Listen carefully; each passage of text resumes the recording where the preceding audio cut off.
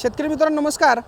आज आपल्या जो प्लॉट आहे घराशेजारचा तर त्या प्लॉटमध्ये सऱ्या पाडायचं काम चालू गेलं आहे। आळसाल्या हंगामातला आता हे नियोजन आहे। 5 फूट अंतरावर आपण रेझरच्या साह्यानं सऱ्या पाडून घेतोय। सरी पाडताना अतिशय महत्त्वाची गोष्ट लक्षात ठेवायची, सरी आपली इंग्रजी यू आकाराची पडली पाहिजे, उथळ पडली पाहिजे। सरीची खोली कमीत कमी 10 इंच ते 11 इंच एवढीच असली पाहिजे। सरीतलं अंतर आता इथं आपण हे 5 फूट ठेवलं आहे।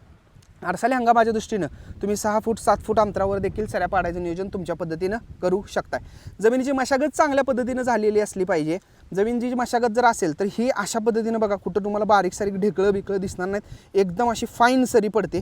सरी एक लाईन दोरीत पाहिजे। आता आमच्या रवीनंच पाडल्यात सऱ्या, जवळपास 15 वर्ष झालं शेतीचं काम। आमच्या ट्रॅक्टरवर कधी ड्रायव्हर नाही, सगळं जे शेतीचं काम आहे ते सगळं रवीच बघतो। पण शिस्त बघा, ही शेतीतली शिस्त फक्त आणि फक्त ह्या माणसामुळे आहे।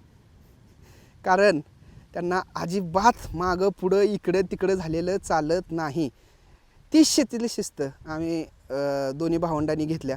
आणि आत्ता एवढं ऊन आहे, जवळपास 12 वाजलेत, पण अण्णा शेतातून हल्लेले नाहीत आणि ते आहे तिथं म्हणून अजून एवढं परफेक्ट काम चालू आहे। अशा पद्धतीनं सरी पाडायचं मित्रांनो नियोजन करा।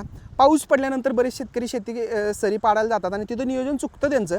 काय होतं, पाऊस पडला की जमीन परत पाणी धरून ठेवते, बऱ्यापैकी ढेकळं निघतात, सरी एकसारखी पडत नाही, वाकडी तिकडी कशी सरी पडते।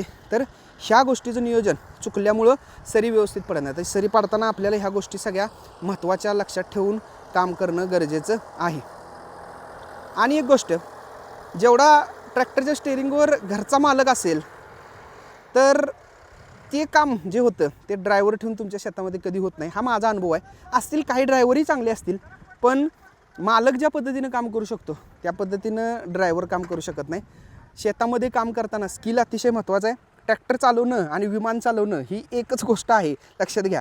विमान चालवायला जेवढं स्किल लागते तेवढं स्किल ट्रॅक्टर चालवायला लागतं, हे तर मी म्हणेन।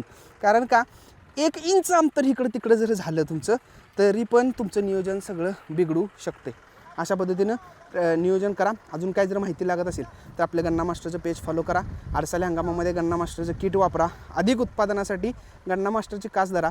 तुम्हाला तुमच्या या उत्पादनामध्ये 10 ते 15 टनानं वाढ झालेली दिसेल।